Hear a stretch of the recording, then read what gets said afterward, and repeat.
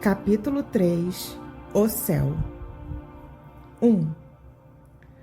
Em geral, a palavra céu designa o espaço indefinido que circunda a Terra, e mais particularmente a parte que está acima do nosso horizonte.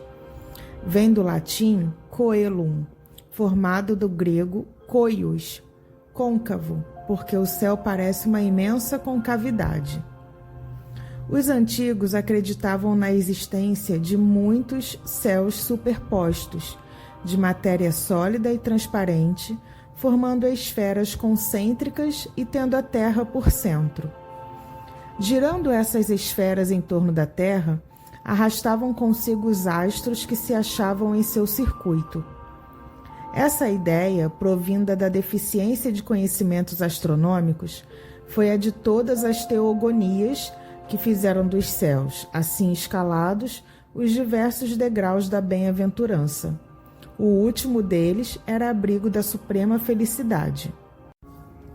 Segundo a opinião mais comum, havia 7 céus, e daí a expressão estar no 7º céu para exprimir perfeita felicidade.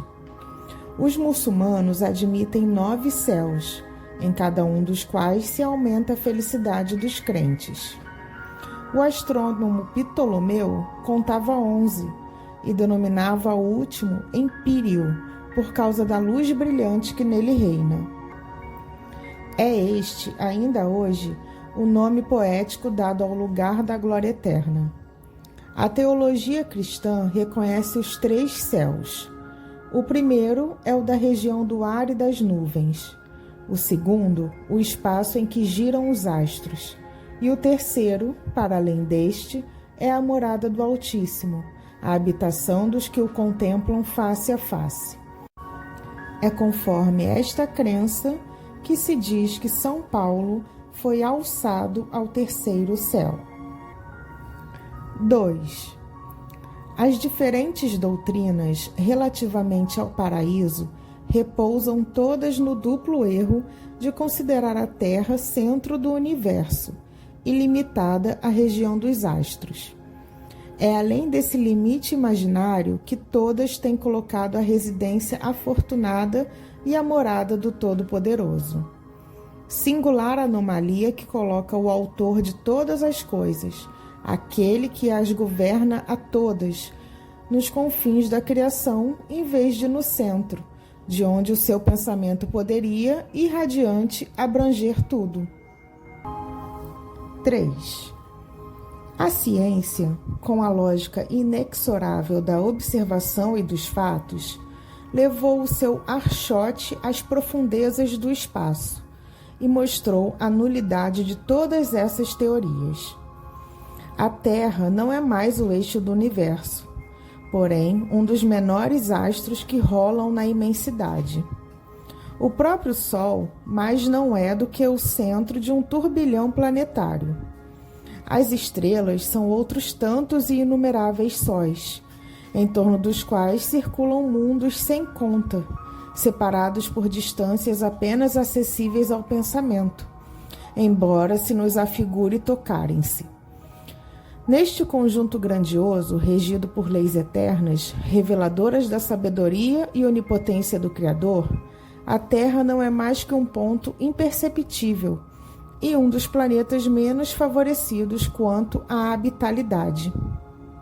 E assim, sendo, é lícito perguntar por que Deus faria da Terra a única sede da vida e nela degradaria as suas criaturas prediletas. Mas, ao contrário, tudo anuncia a vida por toda parte e a humanidade é infinita como o universo. Revelando-nos a ciência mundos semelhantes ao nosso, Deus não podia tê-los criado sem intuito, antes deve tê-los povoado de seres capazes de os governar. 4. As ideias do homem estão na razão do que ele sabe. Como todas as descobertas importantes, a da constituição dos mundos deveria imprimir-lhes outro curso. Sob a influência desses conhecimentos novos, as crenças se modificaram. O céu foi deslocado e a região estelar, sendo ilimitada, não mais lhe pode servir. Onde está ele, pois? E ante esta questão emudecem todas as religiões. O Espiritismo vem resolvê-las, demonstrando o verdadeiro destino do homem, tomando-se por base a natureza deste último e os atributos divinos, chega-se a uma conclusão. Isto quer dizer que, partindo do conhecido, atinge-se o desconhecido por uma dedução lógica, sem falar das observações diretas que o Espiritismo faculta. 5. O homem compõe-se de corpo e espírito. O espírito é o ser principal, racional, inteligente.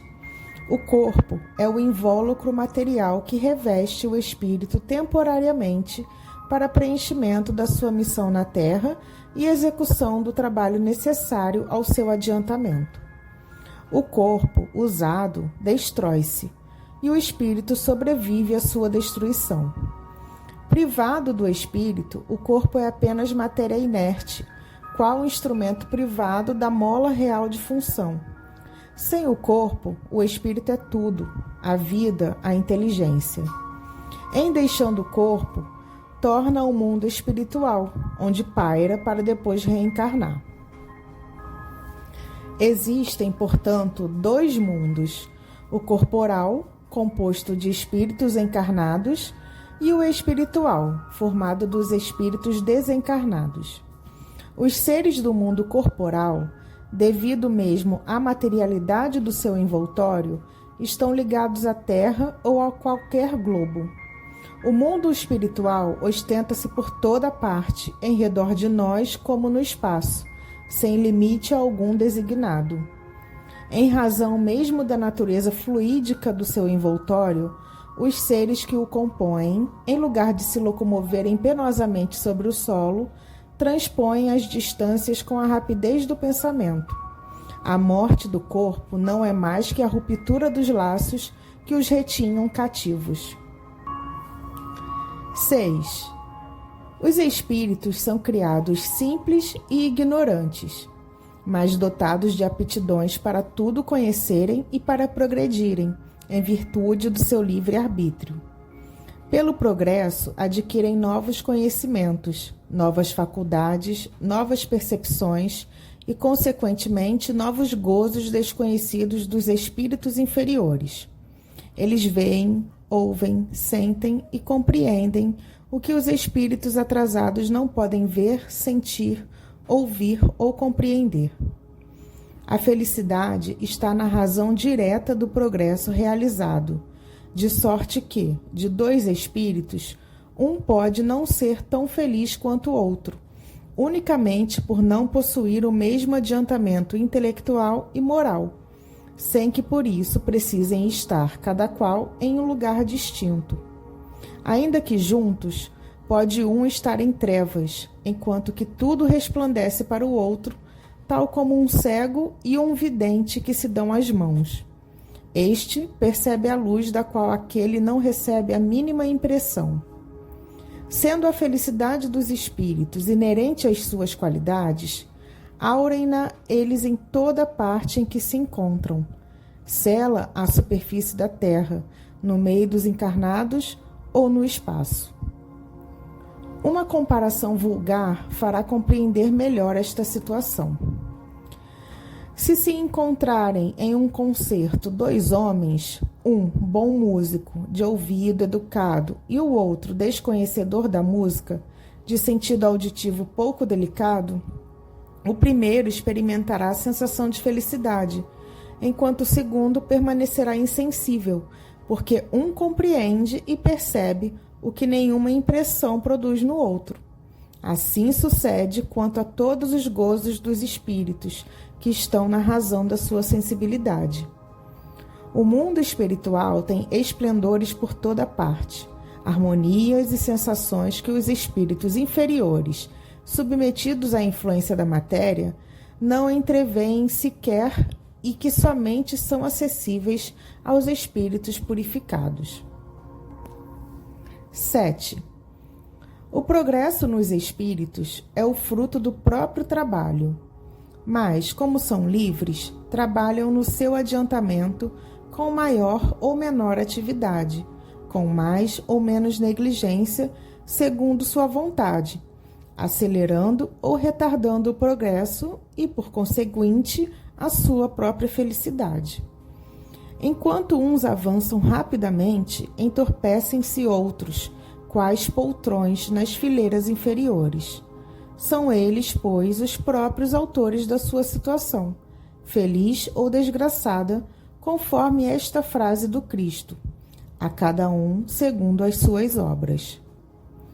Todo espírito que se atrasa não pode queixar-se senão de si mesmo, assim como o que se adianta tem o mérito exclusivo do seu esforço, dando por isso maior apreço à felicidade conquistada. A suprema felicidade só é compartilhada pelos espíritos perfeitos, ou, por outra, pelos puros espíritos, que não a conseguem senão depois de haverem progredido em inteligência e moralidade. O progresso intelectual e o progresso moral raramente marcham juntos, mas o que o espírito não consegue em dado tempo, alcança em outro, de modo que os dois progressos acabam por atingir o mesmo nível. Eis porque se vêem muitas vezes homens inteligentes e instruídos pouco adiantados moralmente, e vice-versa. 8. A encarnação é necessária ao duplo progresso moral e intelectual do espírito. Ao progresso intelectual, pela atividade obrigatória do trabalho. Ao progresso moral, pela necessidade recíproca dos homens entre si. A vida social é a pedra de toque das boas ou más qualidades. A bondade, a maldade, a doçura, a violência, a benevolência, a caridade, o egoísmo, a avareza, o orgulho, a humildade, a sinceridade, a franqueza, a lealdade, a má-fé, a hipocrisia, em uma palavra, tudo o que constitui o homem de bem ou o perverso tem por móvel, por alvo e por estímulo as relações do homem com os seus semelhantes. Para o homem que vivesse insulado, não haveria vícios nem virtudes, preservando-se do mal pelo insulamento. O bem de si mesmo se anularia. 9. Uma só existência corporal é manifestamente insuficiente para o espírito adquirir todo o bem que lhe falta e eliminar o mal que lhe sobra. Como poderia o selvagem, por exemplo, em uma só encarnação, nivelar-se moral e intelectualmente ao mais adiantado europeu? É materialmente impossível. Deve ele, pois, ficar eternamente na ignorância e barbaria, privado dos gozos que só o desenvolvimento das faculdades pode proporcionar-lhe?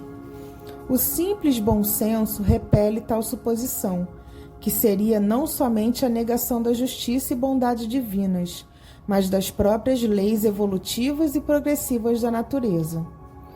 Mas Deus, que é soberanamente justo e bom, concede ao espírito tantas encarnações quantas necessárias para atingir seu objetivo, a perfeição.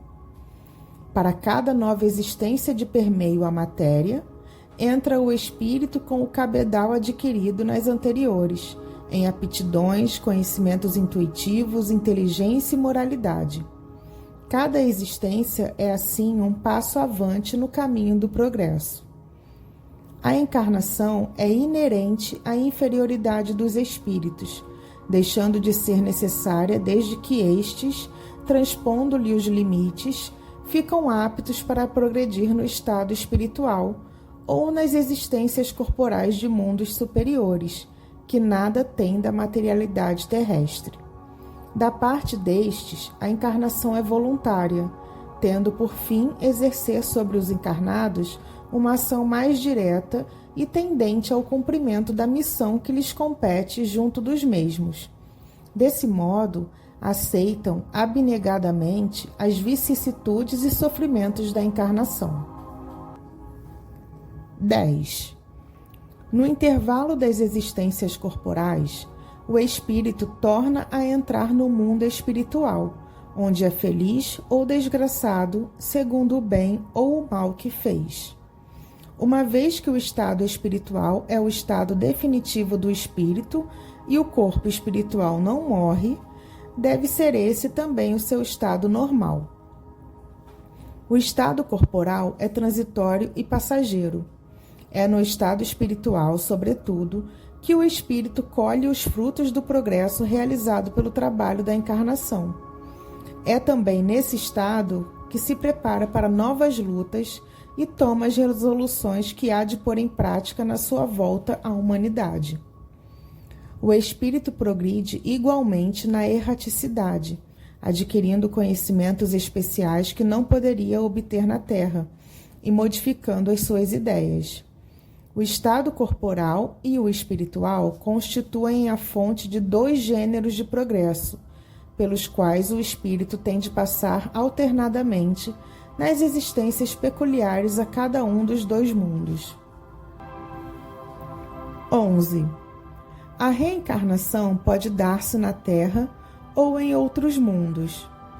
Há entre os mundos alguns mais adiantados, onde a existência se exerce em condições menos penosas que na Terra, física e moralmente, mas onde também só são admitidos espíritos chegados a um grau de perfeição relativo ao estado desses mundos. A vida nos mundos superiores já é uma recompensa, visto nos acharmos isentos aí dos males e vicissitudes terrenos, onde os corpos menos materiais, quase fluídicos, não mais são sujeitos às moléstias, às enfermidades e tampouco têm as mesmas necessidades. Excluídos os espíritos maus, gozam os homens de plena paz, sem outra preocupação além da do adiantamento pelo trabalho intelectual. Reina lá a verdadeira fraternidade, porque não há egoísmo, a verdadeira igualdade, porque não há orgulho, e a verdadeira liberdade, por não haver desordens a reprimir, nem ambiciosos que procurem oprimir o fraco. Comparados à terra, esses mundos são verdadeiros paraísos, quais pousos ao longo do caminho do progresso conducente ao estado definitivo. Sendo a terra um mundo inferior destinado à purificação dos espíritos imperfeitos, está nisso a razão do mal que aí predomina, até que praza a Deus fazer dela morada de espíritos mais adiantados. Assim é que o espírito, progredindo gradualmente, à medida que se desenvolve, chega ao apogeu da felicidade. Porém, antes de ter atingido a culminância da perfeição, goza de uma felicidade relativa ao seu progresso. A criança também frui os prazeres da infância, mais tarde os da mocidade e, finalmente, os mais sólidos da madureza. 12. A felicidade dos espíritos bem-aventurados não consiste na ociosidade contemplativa, que seria, como temos dito muitas vezes, uma eterna e fastidiosa inutilidade. A vida espiritual em todos os seus graus é, ao contrário, uma constante atividade, mas atividade isenta de fadigas. A suprema felicidade consiste no gozo de todos os esplendores da criação, que nenhuma linguagem humana jamais poderia descrever, que a imaginação mais fecunda não poderia conceber. Consiste também na penetração de todas as coisas, na ausência de sofrimentos físicos e morais, numa satisfação íntima, numa serenidade da alma imperturbável, no amor que envolve todos os seres por causa da ausência de atrito pelo contato dos maus, e, acima de tudo, na contemplação de Deus e na compreensão dos seus mistérios revelados aos mais dignos. A felicidade também existe nas tarefas cujo encargo nos faz felizes. Os puros espíritos são os messias ou mensageiros de Deus pela transmissão e execução das suas vontades. Preenchem as grandes missões, presidem a formação dos mundos e a harmonia geral do universo, tarefa gloriosa a que se não chega senão pela perfeição. Os da ordem mais elevada são os únicos a possuírem os segredos de Deus, inspirando-se no seu pensamento de que são diretos representantes. 13. As atribuições dos espíritos são proporcionadas ao seu progresso, às luzes que possuem, às suas capacidades, experiência e grau de confiança inspirada ao Senhor soberano. Nem favores, nem privilégios que não sejam o prêmio ao mérito. Tudo é medido e pesado na balança da estrita justiça. As missões mais importantes são confiadas somente àqueles que Deus julga capazes de as cumprir e incapazes de desfalecimento ou comprometimento. E enquanto que os mais dignos compõem o Supremo Conselho, sob as vistas de Deus, a chefes superiores é cometida a direção de turbilhões planetários e a outros conferida a de mundos especiais. Vem depois, pela ordem de adiantamento e subordinação hierárquica, as atribuições mais restritas dos prepostos ao progresso dos povos, à proteção das famílias e indivíduos, ao impulso de cada ramo de progresso, às diversas operações da natureza, até aos mais ínfimos pormenores da criação. Neste vasto e harmônico conjunto, há ocupações para todas as capacidades, aptidões e esforços. Ocupações aceitas com júbilo, solicitadas com ardor, por serem um meio de adiantamento para os espíritos que ao progresso aspiram. 14. Ao lado das grandes missões confiadas aos espíritos superiores, há outras de importância relativa em todos os graus, concedidas a espíritos de todas as categorias, podendo afirmar-se que cada encarnado tem a sua, isto é, deveres a preencher a bem dos seus semelhantes, desde o chefe de família, a quem incumbe o progresso dos filhos, até o homem de gênio que lança às sociedades novos germes de progresso. É nessas missões secundárias que se verificam desfalecimentos, prevaricações e renúncias que prejudicam o indivíduo sem afetar o todo. 15. Todas as inteligências concorrem, pois, para a obra geral, qualquer que seja o grau atingido, e cada uma na medida das suas forças, seja no estado de encarnação ou no espiritual. Por toda parte, a atividade, desde a base ao ápice da escala, instruindo-se, coadjuvando-se em mútuo apoio, dando-se as mãos para alcançarem o zênite. Assim se estabelece a solidariedade entre o mundo espiritual e o corporal, ou, em outros termos, entre os homens e os espíritos, entre os espíritos libertos e os cativos. Assim se perpetuam e consolidam, pela purificação e continuidade de relações, as verdadeiras simpatias e nobres afeições. Por toda parte, a vida e o movimento. Nenhum canto do infinito despovoado, nenhuma região que não seja incessantemente percorrida por legiões inumeráveis de espíritos radiantes, invisíveis aos sentidos grosseiros dos encarnados, mas cuja vista deslumbra de alegria e admiração as almas libertas da matéria. Por toda parte, enfim, há uma felicidade relativa a todos os progressos, a todos os deveres cumpridos, trazendo cada um consigo os elementos de sua felicidade, decorrente da categoria em que se coloca pelo seu adiantamento.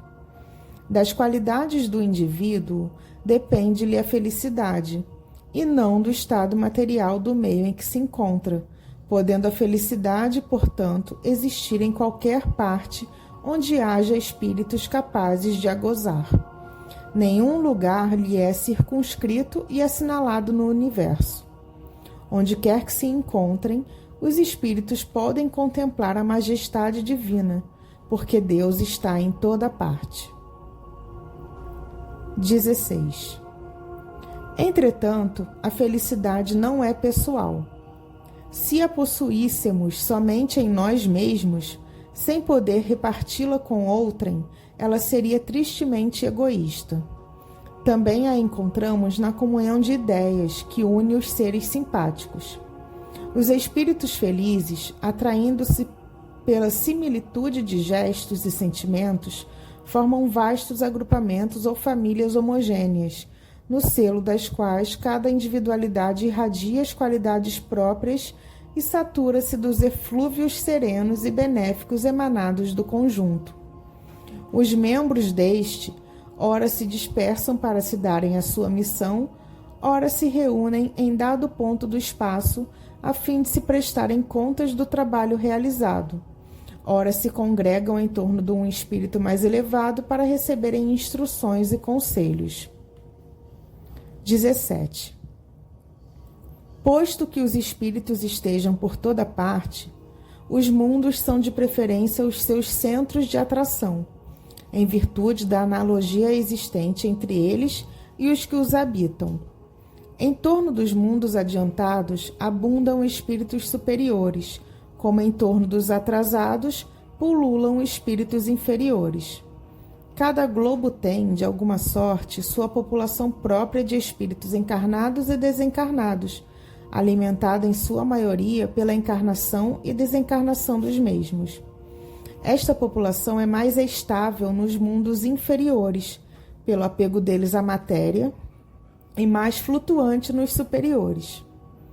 Destes últimos, porém, verdadeiros focos de luz e felicidade, espíritos se destacam para mundos inferiores, a fim de neles semearem os germes do progresso, levar-lhes consolação e esperança, levantar os ânimos abatidos pelas provações da vida.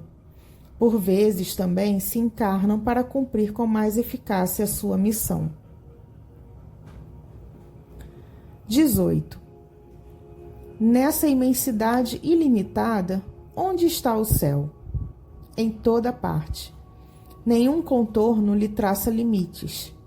Os mundos adiantados são as últimas estações do seu caminho, que as virtudes franqueiam e os vícios interditam. Ante este quadro grandioso que povoa o universo, que dá a todas as coisas da criação um fim e uma razão de ser, quanto é pequena e mesquinha a doutrina que circunscreve a humanidade a um ponto imperceptível do espaço, que nola mostra começando em um dado instante para acabar igualmente com o mundo que a contém, não abrangendo mais que um minuto na eternidade. Como é triste, fria, glacial essa doutrina quando nos mostra o resto do universo durante e depois da humanidade terrestre, sem vida nem movimento, qual vastíssimo deserto imerso em profundo silêncio. Como é desesperadora a perspectiva dos eleitos votados à contemplação perpétua, enquanto a maioria das criaturas padece tormentos sem fim.